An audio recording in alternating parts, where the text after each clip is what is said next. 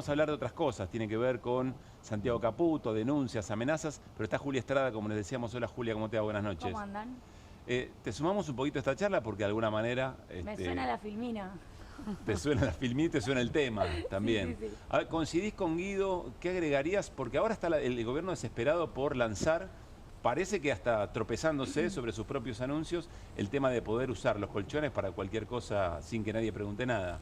Es lo que está diciendo Guido cuando decía prefiere que no tenga piso en la banda. Sí. Digo, frente a una especulación que hubo en la previa de esas bandas cambiarias que iban a tener un rango de 40% con un dólar a 1000. El gobierno dijo entre 1000 y 1400, la especulación obvia de cualquier comerciante es, esto podría subir hasta un 40%. Claro.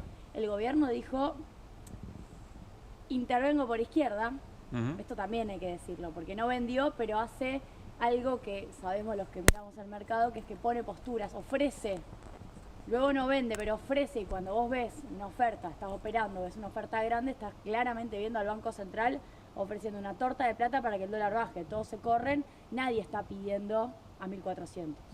Y además de eso, que lo está haciendo por izquierda, con el aval del Fondo Monetario Internacional, porque es bandas, pero te dejo intervenir en las bandas, cosa que no le permitieron, por ejemplo, a la etapa anterior con Macri. En segundo lugar, sí, claro, lo que termina pasando es que el gobierno dice, quiero que se aprecie, más todavía que el piso de la banda, más abajo de 1000, y no voy a comprar. ¿Se acuerdan de Milei en lo de Fantino? Diciendo, fue en lo de Fantino, ya creo que todo lo dice. Sí, creo que es parte de esas 5 horas de reportaje. Sí. Tranqui, que al piso de la banda y no vamos a comprar. Es decir, me importa nada, para ser sofisticada y elegante, la acumulación de reservas que está escrita en el Staff Report. Yo lo que quiero es que el dólar baje todo lo posible, que se haga pelota a la industria, que haya un espejismo cambiario de estabilidad. Esas son las consecuencias del plan. Sí, y que yo llegue con la lengua afuera, pero que yo llegue a octubre con un tipo de cambio recontraapreciado que me sirva de ancla inflacionaria. De hecho, ya estamos viendo en las estimaciones de la primera y segunda semana de mayo de inflación, que claro, la recontraapreciación del dólar impacta en los precios frenándolos. Validándonos, digo, volviendo a darnos la razón, lo digo porque a veces uno escucha algún podcast que dice, al final estaba bien no emitir. No, al final estaba bien apreciar el dólar. Digo, estaba bien, no lo digo en términos valorativos, sino en términos de la causalidad. Claro. Al final apreciás la el dólar razón es esa. Y tenés un resultado en términos de antiinflacionario. Bien. La pregunta es por qué el Fondo Monetario no dice nada si tiene acordado otra cosa. Bueno, Pablo, pero esa pregunta la respondés vos mejor que yo. Bueno, pero viste que las obviedades a veces funcionan muy bien. Es increíble. A mí todavía eso me genera contradicción. Porque esa gente tiene que seguir trabajando, uno supone, ¿no? Tiene que seguir firmando otros staff reports. Recordemos, el FMI tiene 2 niveles. Tiene a los trabajadores, es injusto, a los funcionarios, funcionarios de cuello blanco, que tienen que firmar informes, pero que tienen una carrera meritocrática por delante, se supone, y que quieren ascender, y después tiene a los directores.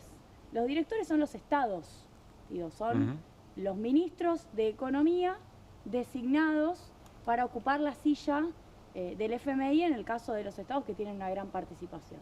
Bueno, en el caso de los estados hay un temón en términos geopolíticos.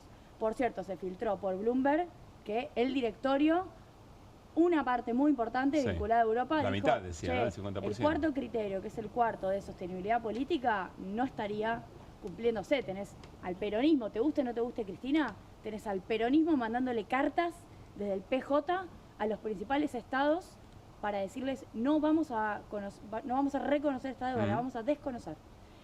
Entonces, primero no tenés una homogeneidad clara en el directorio, pero claro, Estados Unidos manda, por algo que acá seguramente Guido y también Hernán contaron muchas veces, vos tomás decisiones con un poder de veto en el Fondo Monetario Internacional. Sobre 100 votos, si vos manejás más del 15%, porque las decisiones se toman con el 85% de los votos, y Estados Unidos maneja más del 15%, tiene poder de veto. Pero ese poder de veto, ese 15%, está desactualizado. Si lo actualizamos por la verdadera participación que deberían tener los países según su relación de Expo o PBI, China debería tener más participación, Estados Unidos menos. Por ese poder de veto, Trump todavía los puede llevar. todavía los puedes llevar.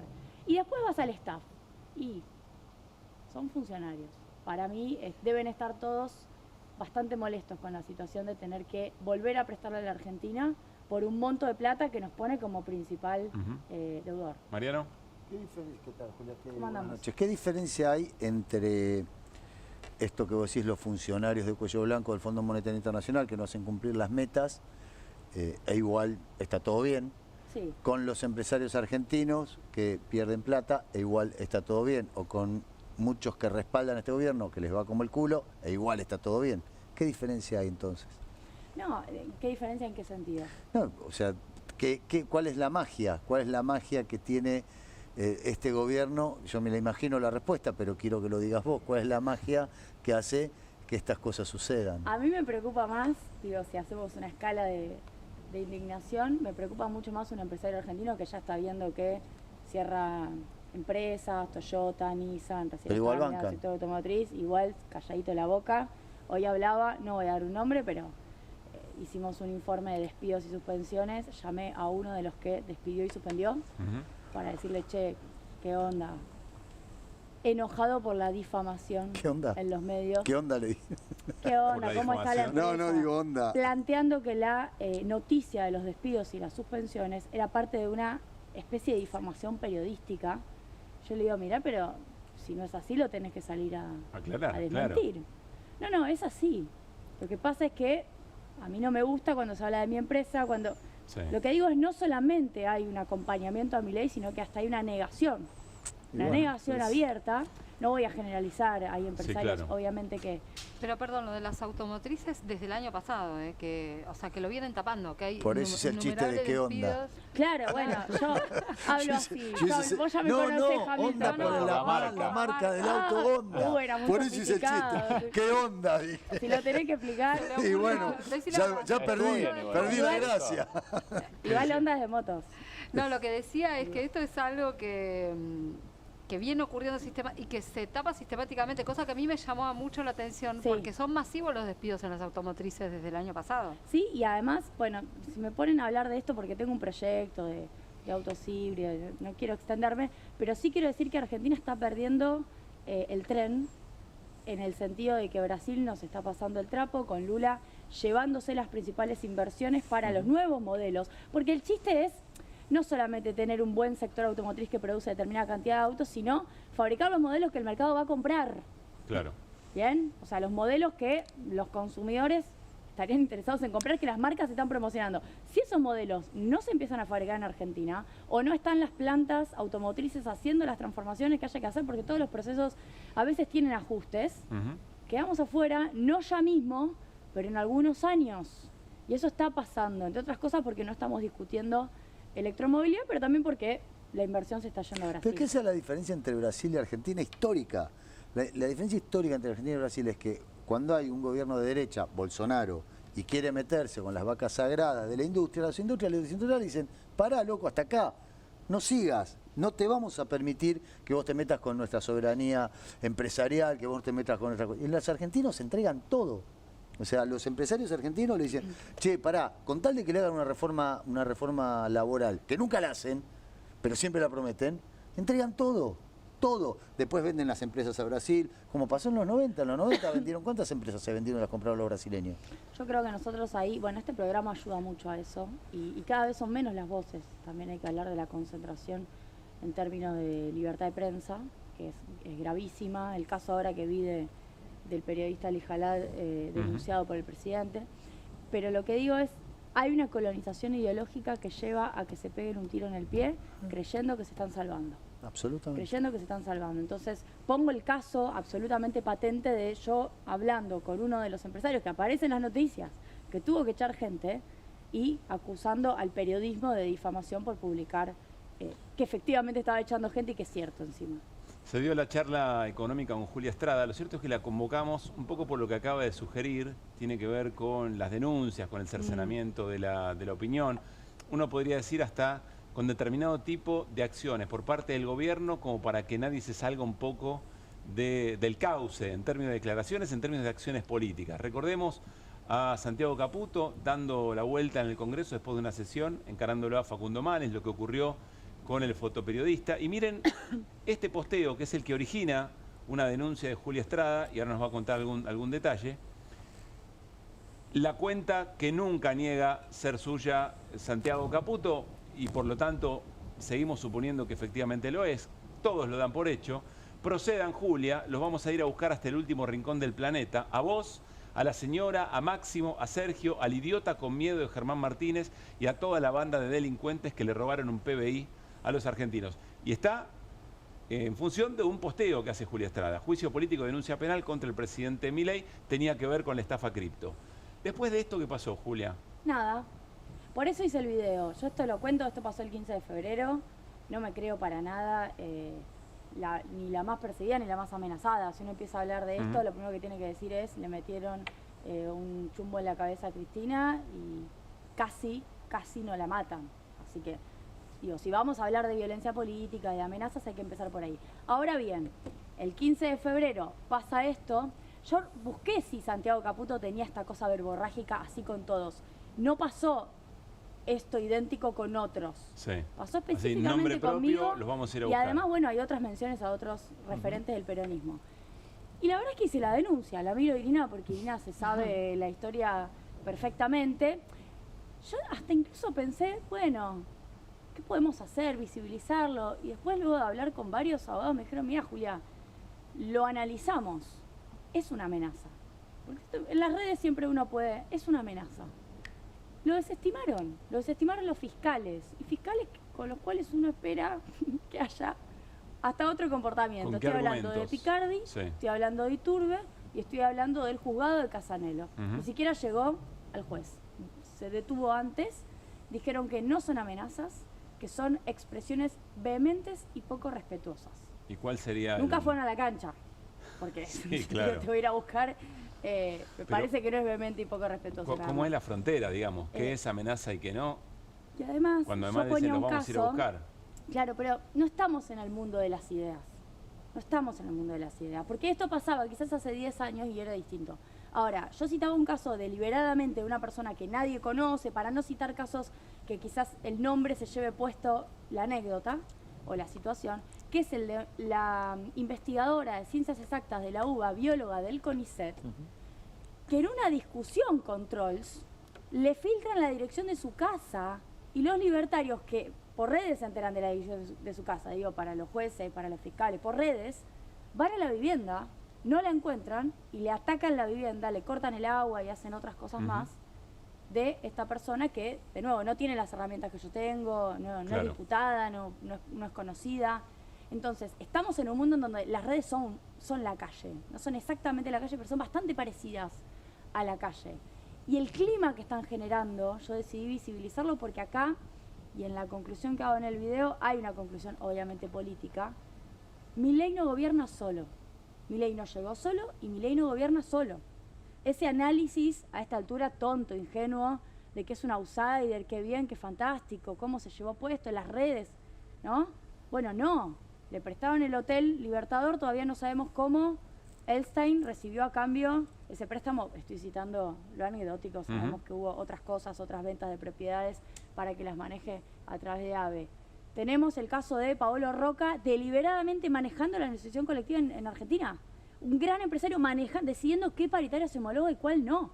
Con Cordero, que lo puso Paolo Roca, decidiendo que una paritaria que encima es malísima, que es muy baja, no se va a homologar. Digo, ni siquiera es una paritaria. Tenemos a los grandes medios que no dijeron nada del presidente denunciando a un periodista. En otras épocas, ¿no? Qué ingenuidad de mi parte. Y en tercer lugar, esta situación, que es la que menos se sabe, yo hasta dudé, digo, le pongo las caras de los jueces en la... Creo que hay que empezar a visibilizar quién es quién, lo digo en serio, también de los grandes empresarios, encubriendo. Hay una decisión de encubrimiento. Porque después se desgarran las vestiduras por la República, por la democracia. Al día de hoy sigue estando en equidistancia, creo que un escupitajo a un periodista en una marcha, creo que era María Ruiz Guiñazú, nadie, Magdalena, sí. Nadie reivindica eso para nada, pero en equidistancia con lo que está pasando con ahora, un presidente que directamente llamando a odiar. lo echaron a Longobardi, qué sé yo, lo echaron. Lo ¿Sabes echaron. qué? Acá alguien me está haciendo acordar algo que es un buen aporte, que durante el gobierno de Macri, Patricia Bullrich hizo meter gente presa por un tuit.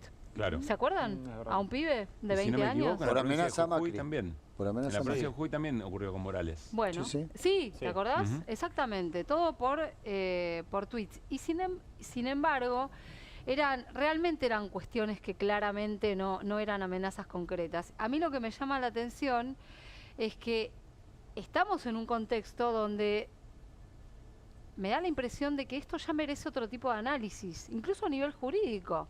Digo, no hay nadie que rompa el molde y que diga, esto lo tenemos que analizar en su contexto.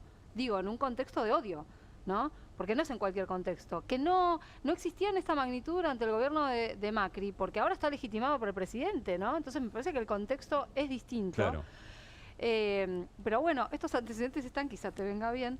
Y hay otros también que por ahí no son del plano de las redes sociales, pero por ejemplo, Facundo Manes, por la situación que tuvo, la amenaza que tuvo de parte de Santiago Caputo en el Congreso, sí cara a cara, primero le habían rechazado la posibilidad de querellar y la Cámara Federal finalmente dijo que no, que tenía que tener la posibilidad de ser querellante y asumió como querellante. Pero además no nos olvidemos que este tipo es el que aparece en un video tirando, practicando tiro Sí. de Exacto. una manera un tanto absurda. Este tipo es el que maneja los servicios de inteligencia. Sí, lo menciona Julia en el... Por eso, Sí. o sea, En el este tipo tiene mucho Voy a poder. hacer una pregunta Tiene ahí. mucho poder, pero mucho poder en serio. Voy a hacer una no pregunta una ahí, boludez. Mariano, perdón. Porque no está confirmado, no es que él permanentemente dice, sí, esa cuenta es mía. No, deliberadamente ¿Cómo se hace trabaja dos con eso? cosas que además a esta altura del partido también son para que la justicia accione. No tiene un cargo público, Sí. no le cabe la ley de ética pública ni ninguna legislación vinculada al Código Penal con la cual uno pueda denunciarlo porque ocupa determinado cargo, distinto a Karina Milei, por ejemplo. Karina Milei es secretaria general de la presidencia. Él no es nada y tampoco tiene una cuenta identificada con su identidad. De hecho, lo que yo me imaginé al hacer la denuncia y al también darme cuenta que claramente había elementos es lo que va a pasar es que van a identificar la amenaza y me van a decir no podemos identificar que Claro. sea Santiago Caputo. Yo sabiendo eso dije, bueno, insistiré, chequeen que esa es la identidad de Santiago Caputo, cosa que a esta altura igual habría que hacer. No, la respuesta fue no hay amenaza. Ujú. Es como la de Francos en el Congreso, Claro, no hay aunque estafa. sea esa información hubiera sido valiosa también, dado la situación Yo soy o de el las que contexto que piensa menciona Irina. que aunque sea esto, una postulación y aunque sea que podamos conversarlo y que uno pueda presentarse ante la justicia, tiene que existir la posibilidad de hacerle frente a estos hechos. Si yo la dejo pasar, más allá del devenir de esta causa, que igual estamos haciendo nuestras cosas. Si yo la dejo pasar, ¿qué pasa con los demás? De verdad lo digo, ¿qué pasa con los demás? Sí, sí.